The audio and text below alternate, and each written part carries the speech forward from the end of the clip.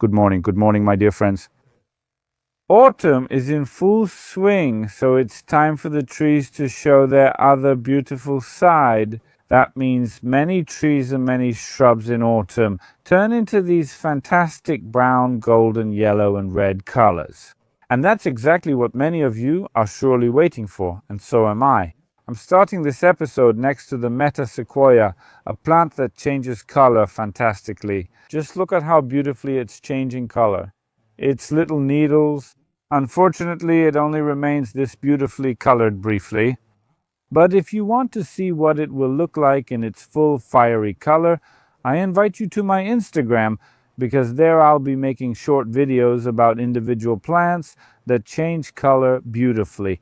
And today's episode will be dedicated to 3 plants that have been the most popular in the garden in recent years. I'll tell you what to do with them, how to make them survive the winter, how to propagate them, and whether or not to prune them. It will be Verbena bonariensis, Gaura, and Stipa grass. I encourage you to watch.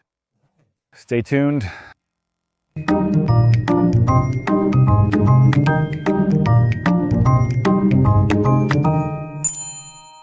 The first plant I'm going to take a closer look at is Gaura.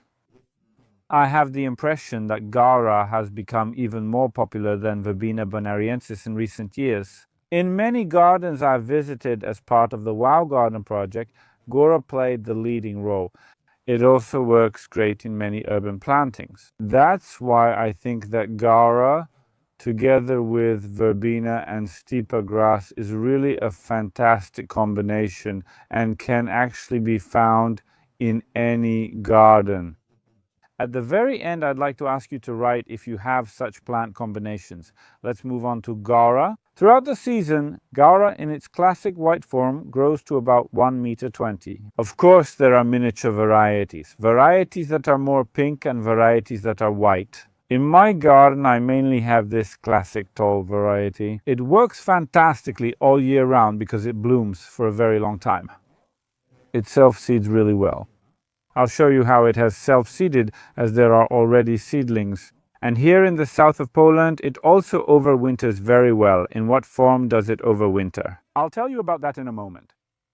Besides the fact that Gaura works very well in the garden on flower beds, especially on prairie or rustic flower beds, it really fits in very well.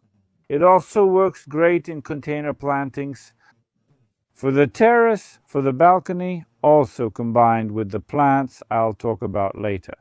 What do I do with Gaura before winter? Actually, if I wanted to spread even more, because from those flower stems that are no longer blooming, seeds keep falling out all the time. If I wanted to spread, of course I don't trim it. And that's also a good way, because in many places in Poland where the temperature is a bit lower, Gaura might freeze. And if we leave the whole clump with the leaves, which will soon freeze, of course, it's still a bit of protection against frost. On the other hand, we can absolutely cut it back, meaning cut it to a height of about 30 centimeters.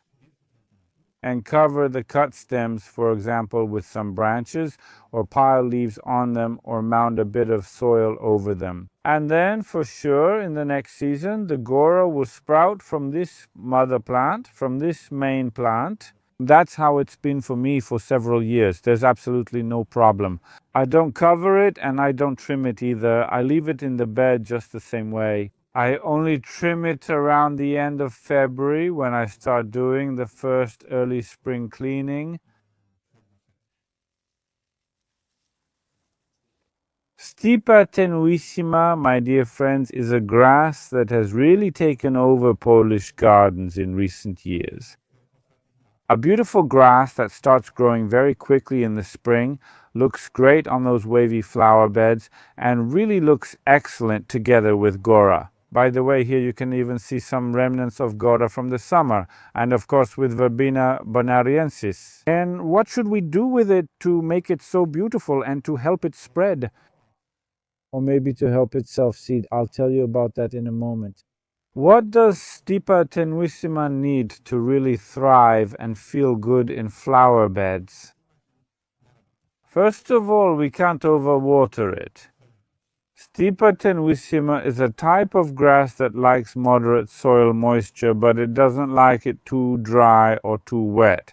If it gets too dry, it will quickly turn a straw-like color, meaning it will become yellowish. On the other hand, if it's too wet, it will obviously rot. The second important factor for feather grass to grow is light.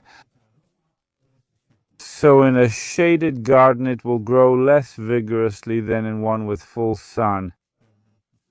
And the third factor that makes Stipa grow very well is limited fertilization. Stipa isn't a very greedy plant, so you have to be careful when fertilizing other plants not to overfeed Stipa during that fertilization. The basic and most important thing we should take care of with Stipa in the fall is not to cut it back. Stipa starts growing very quickly after being cut back, which is why it's the plant I prune last in my garden, but in the spring together with lavender at the end of March. Now in the fall, I leave it as it is. I can collect the seeds. Look, if Stipa wasn't completely combed out before, by pulling on these grasses, we can get a lot of seeds off like this. If we wanted to self-seed, it's enough to just lay it down on the flower bed, cover it a bit with some light soil, and in the spring it will definitely sprout little blades from this and they will grow. New seedlings. You can also divide Stipa, and in my opinion, it's best to do this in the spring as well. Of course, you can dig it up now and divide it as well, but it's better to do it in the spring. It's a good idea if someone is bothered by how Stipa spreads, because sometimes it can get really big. And if you want to limit it a bit, or for example, if it's in the way in a flower bed because you're going to plant bulb plants, you can tie it up. You can do it, for example, with these long blades, like making a braid, and I'll show you that in a moment.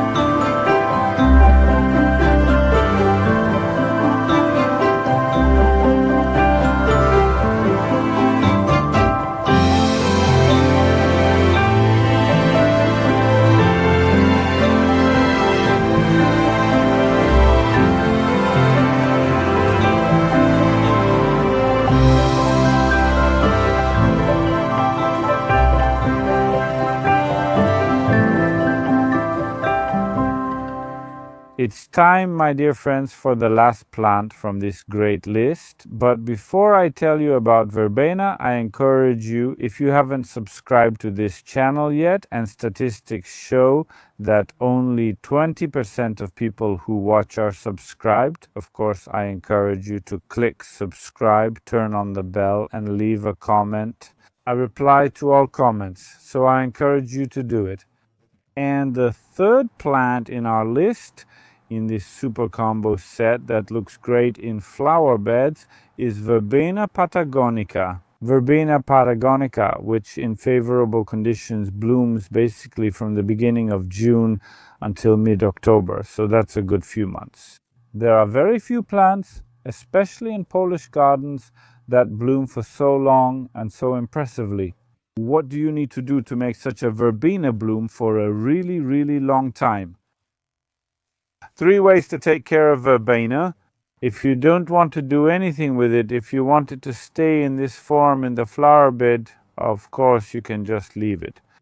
You just have to keep in mind that in the place where it grows, around it, in the spring, a lot of small seedlings will appear, which will sprout around mid-May, and basically cover the entire area around the place where this verbena will either be lying or where it will still be.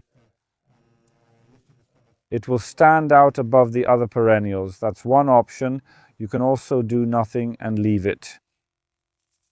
However, if you want verbena to appear in large quantities in a completely different place in the garden, where it hasn't been before, you need to cut down the verbena that is in this form, already faded and slightly dried out.